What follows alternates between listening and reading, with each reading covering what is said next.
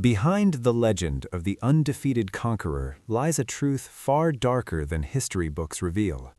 Alexander the Great, the man who conquered the known world by the age of 30, lived a life drenched in blood, betrayal, and scandal.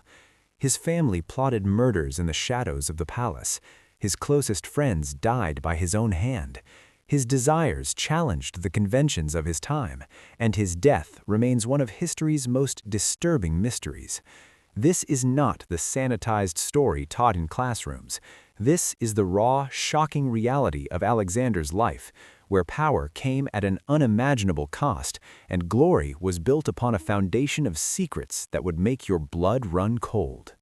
The marble halls of the Macedonian palace in Pella echoed with whispers of conspiracy long before Alexander ever dreamed of conquering Persia. This was not a home, it was a viper's nest where ambition and paranoia bred violence, and where a young prince learned that family could be the most dangerous enemy of all. Alexander's father, King Philip II, was a warrior king who transformed Macedonia from a backwater kingdom into a military powerhouse. But his personal life was chaos. Philip practiced polygamy, taking multiple wives for political alliances, and his court became a battlefield of jealous queens competing for power and securing their sons' positions in the line of succession. The most formidable of these women was Olympias, Alexander's mother. Ancient sources describe her as intelligent, ruthless, and dangerously devoted to mysterious religious cults. She kept snakes in her chambers as part of rituals honoring Dionysus, the god of wine and ecstasy. Servants whispered that she slept with serpents coiled around her body, claiming they were manifestations of Zeus himself. Whether this was religious fervor or calculated theater to enhance her mystique remains uncertain, but the effect was undeniable. People feared her. For years, Olympias held the position of Philip's primary consort, and Alexander stood as the unquestioned heir. But everything changed during a feast in 337 BC. Philip announced he was taking a seventh wife, a young Macedonian noblewoman named Cleopatra Eurydice. Unlike his other marriages, which were diplomatic arrangements with foreign princesses, this union was driven by genuine passion. More dangerously, it was with a woman of pure Macedonian blood. At the wedding banquet, Cleopatra's uncle, a nobleman named Attalus, stood drunk with wine and made a toast that would shatter the royal family. He called upon the gods to grant Philip a legitimate heir from this new marriage, implying that Alexander, born of the foreign Epirote princess Olympias, was somehow less Macedonian, less worthy. The insult hung in the air like a blade. Alexander, sitting beside his father, erupted in rage. He seized his cup and hurled it across the room at Attalus, shouting that he was calling him a bastard. Philip, drunk and furious at the disruption of his celebration, staggered to his feet and drew his sword, advancing on his own son. But Philip's coordination betrayed him. He stumbled and crashed to the floor in a pathetic heap before he could reach Alexander. Alexander stood over his fallen father and spoke words that cut deeper than any weapon.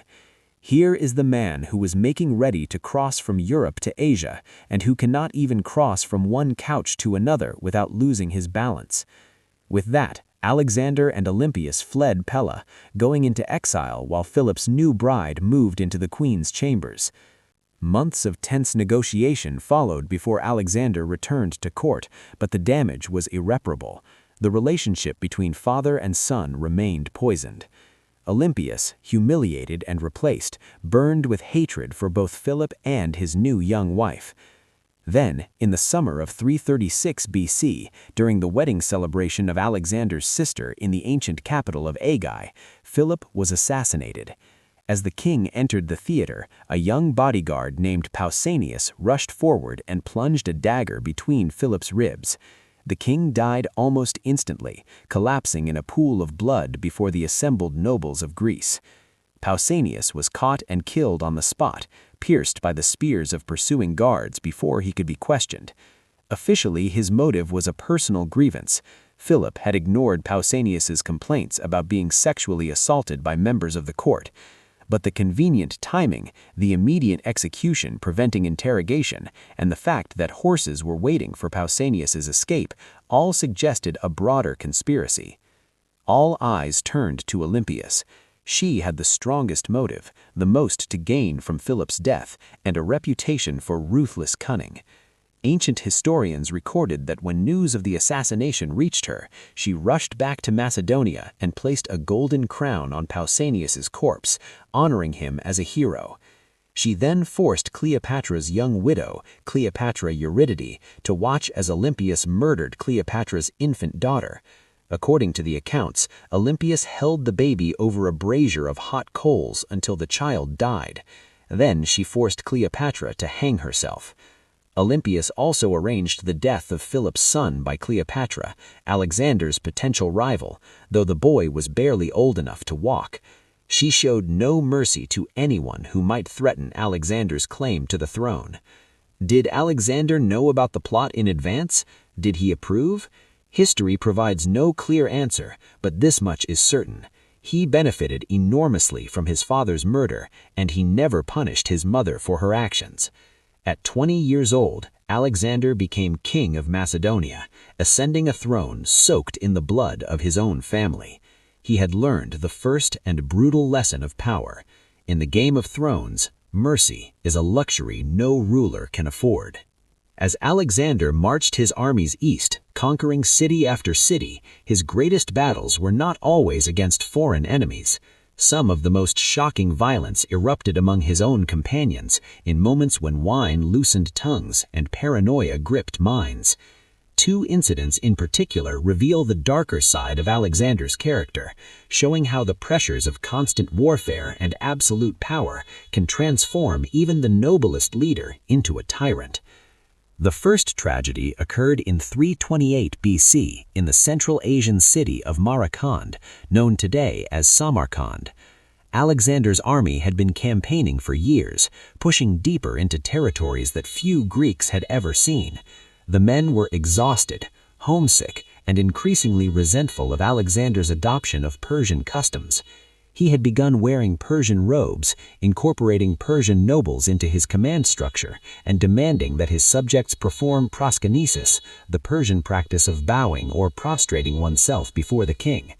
To the proud Macedonians, this felt like a betrayal of their culture and traditions. During a lavish banquet in the royal quarters of Maracand, wine flowed freely.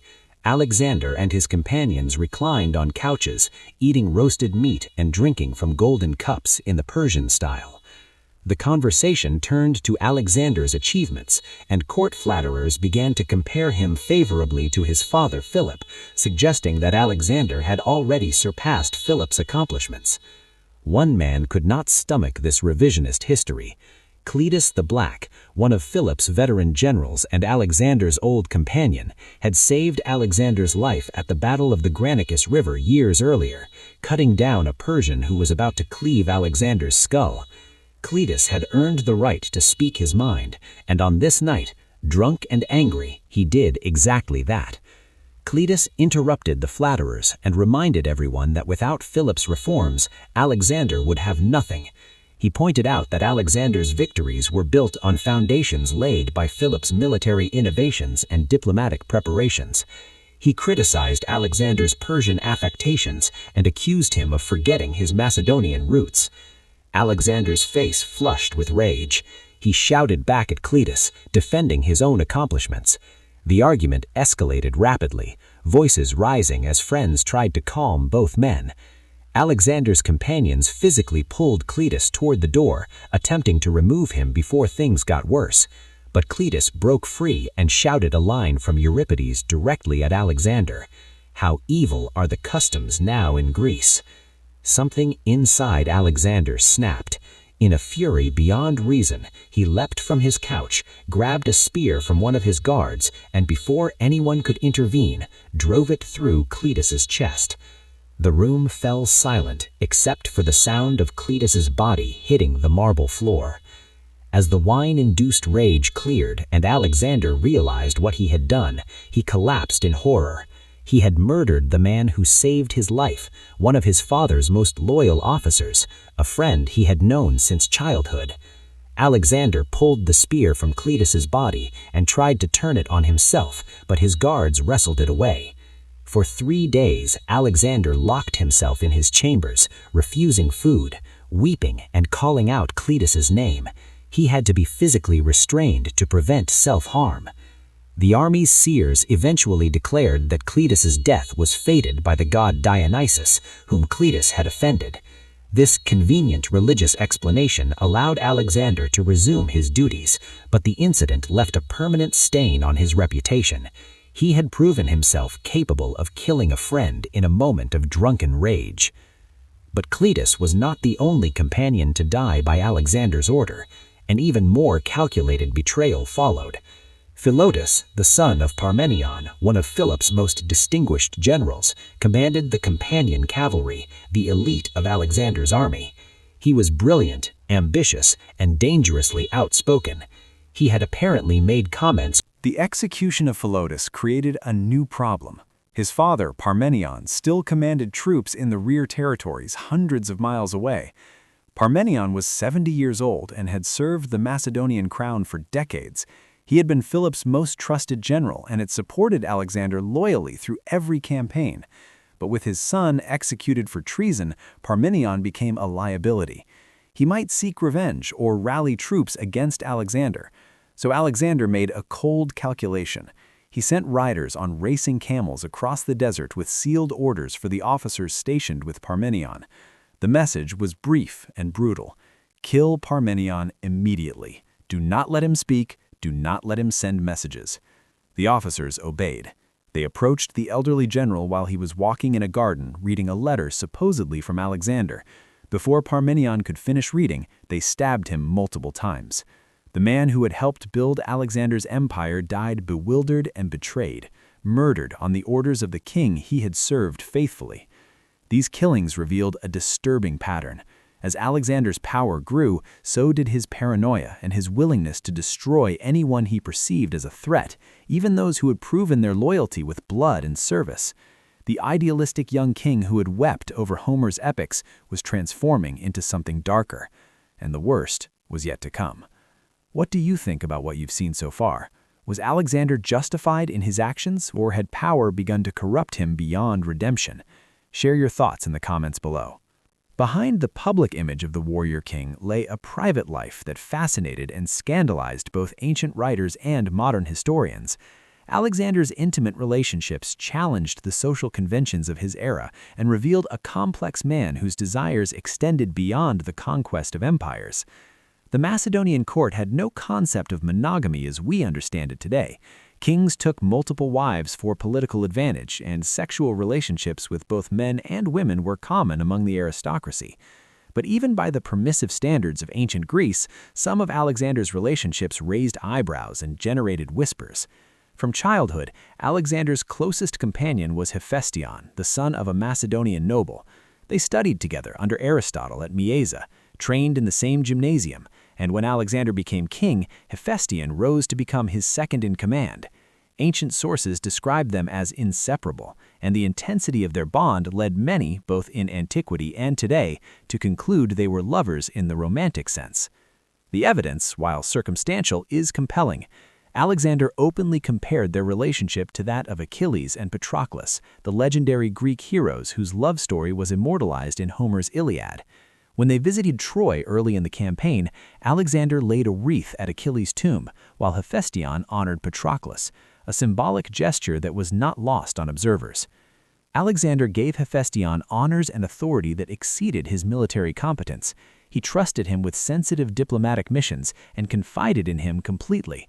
When Hephaestion died suddenly in 324 BC from fever, possibly complications from excessive drinking, Alexander's grief was total and terrifying.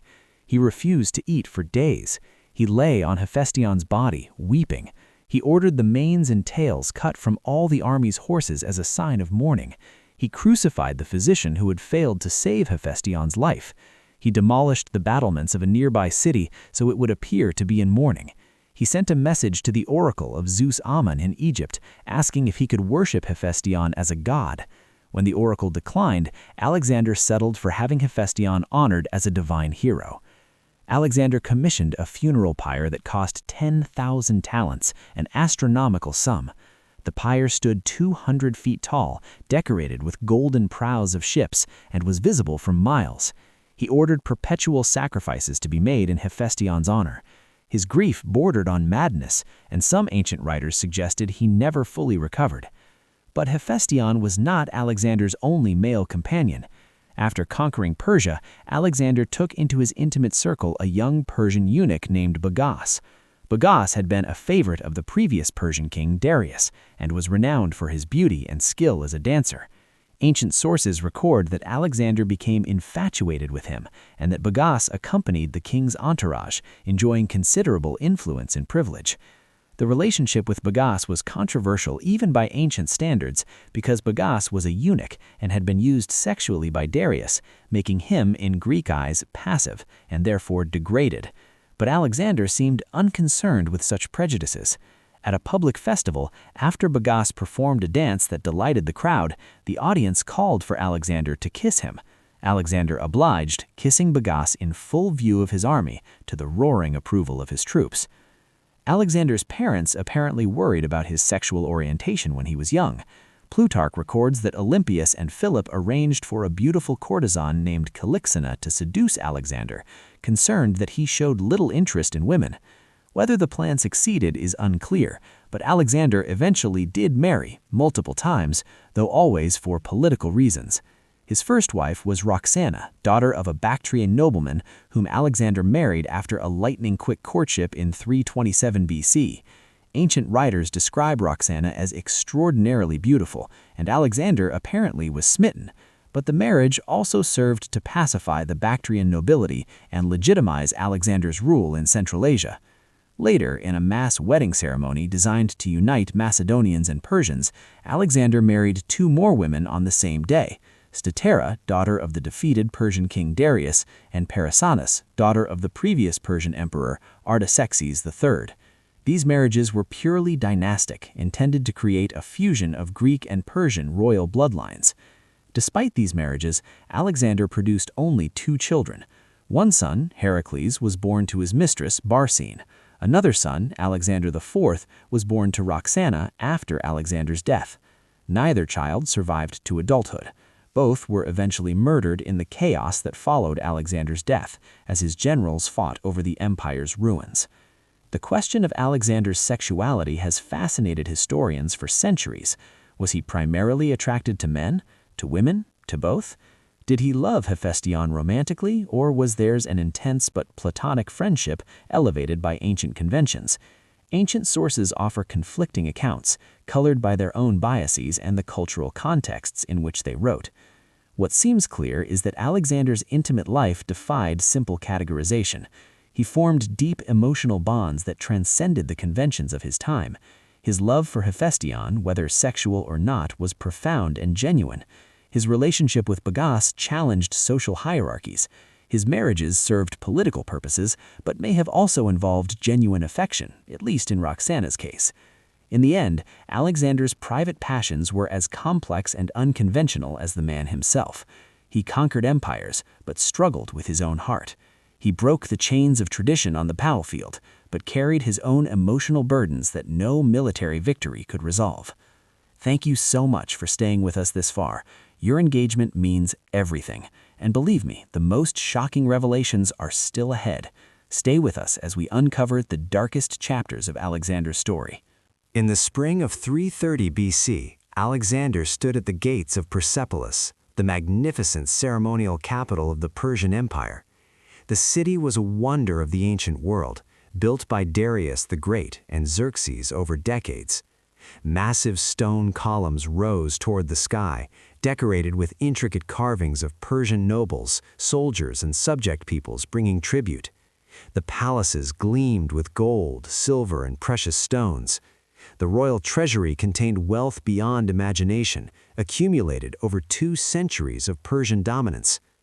Alexander's army had fought across thousands of miles to reach this moment. They had defeated the Persian king Darius III in multiple battles. They had liberated Greek cities that had been under Persian control for generations. Persepolis represented the ultimate symbol of Persian power, and now it lay defenseless before the Macedonian conqueror. Alexander entered the city without resistance. The Persian garrison had fled or surrendered.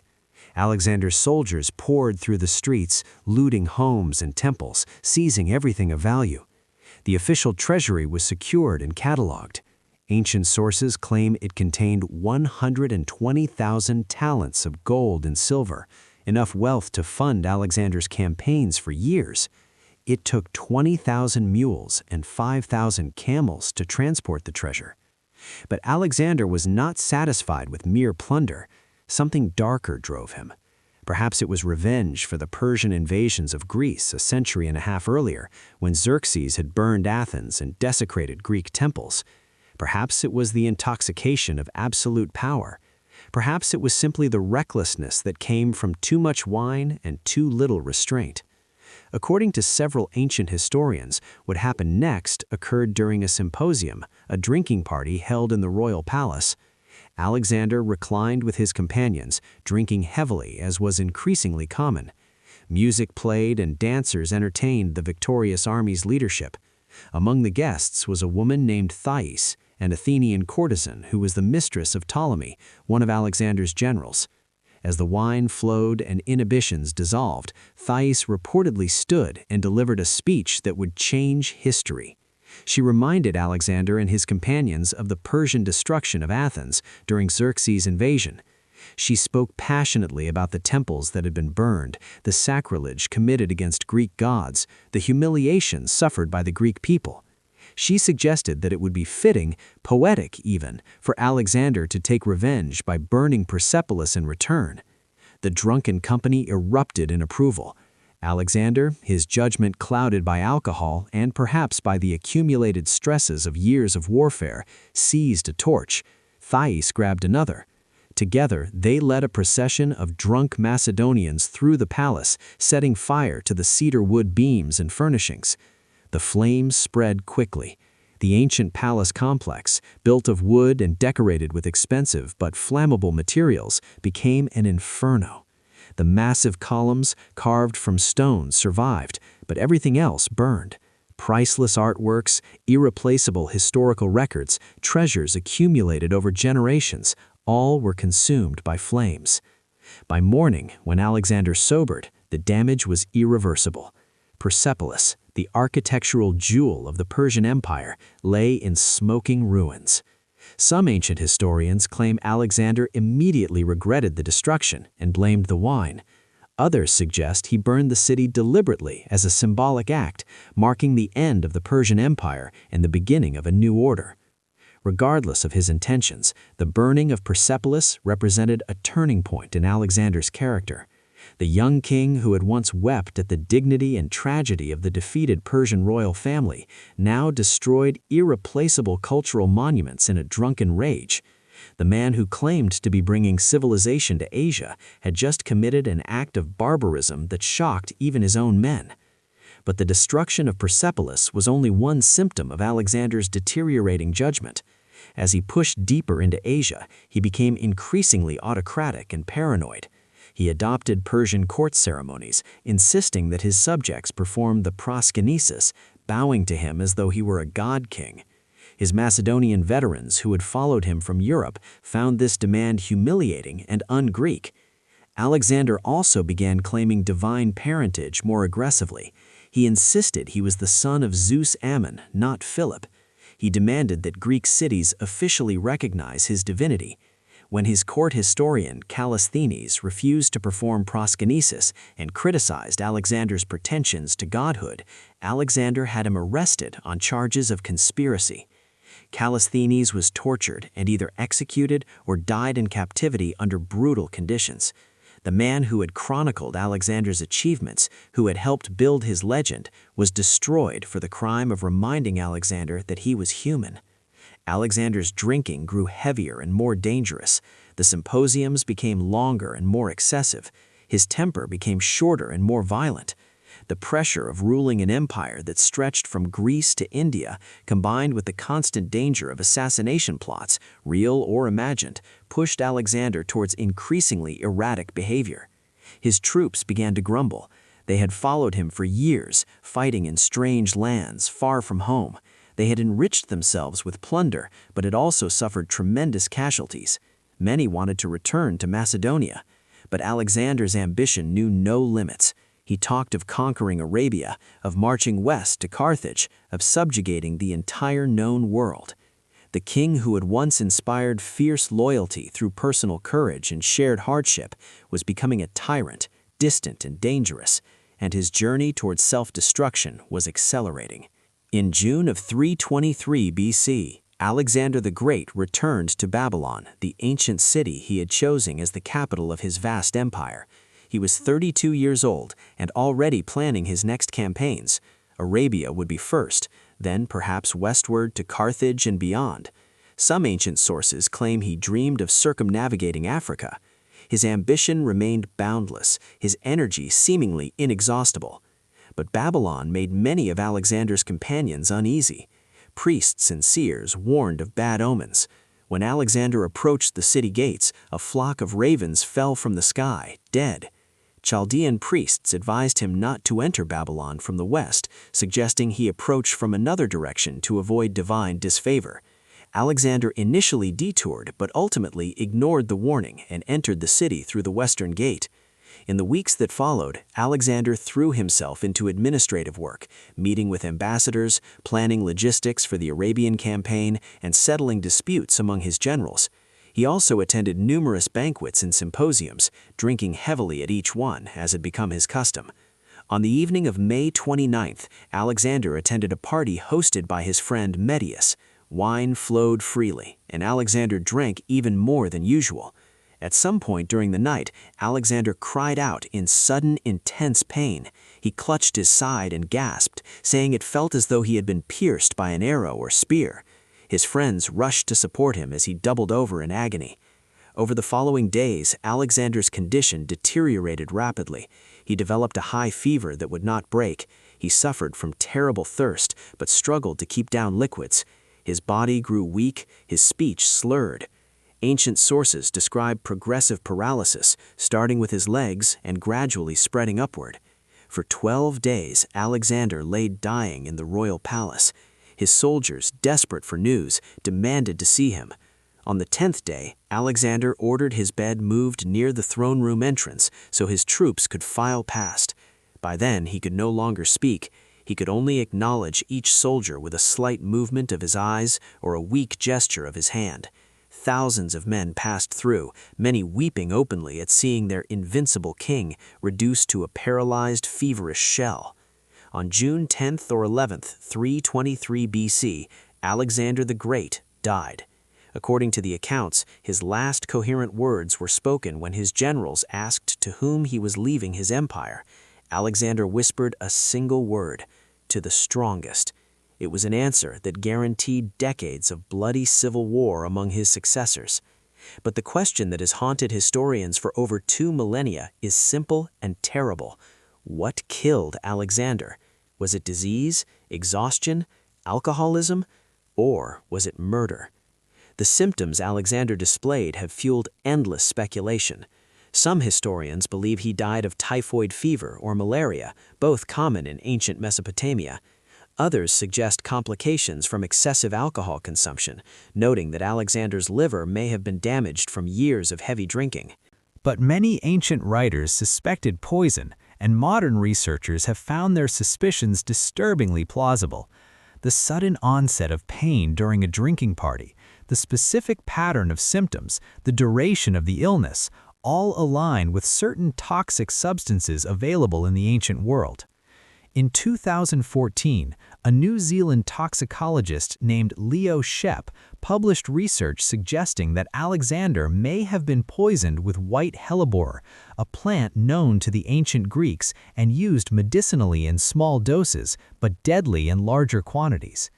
White hellebore produces symptoms that match the ancient accounts almost perfectly: intense abdominal pain, fever, progressive muscle weakness, difficulty swallowing, and eventual paralysis while the victim remains conscious.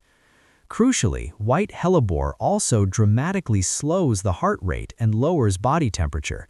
This might explain one of the most disturbing details recorded by ancient sources. Alexander's body did not show signs of decomposition for 6 days after his death, despite the intense heat of a Mesopotamian summer. Some ancient writers suggested this was proof of his divinity.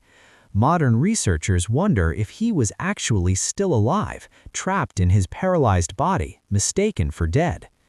If Alexander was indeed poisoned, who did it? The suspects are numerous and had strong motives. His wives, particularly Roxana, might have feared being cast aside or wanted to secure their son's claims to the throne. His generals had grown tired of endless campaigns and may have wanted to divide the empire among themselves. Antipater, the regent Alexander had left in charge of Macedonia, had reason to fear Alexander's return. Ancient sources claim Alexander had written letters ordering Antipater's execution, and Antipater's son Cassander was present in Babylon during Alexander's final days.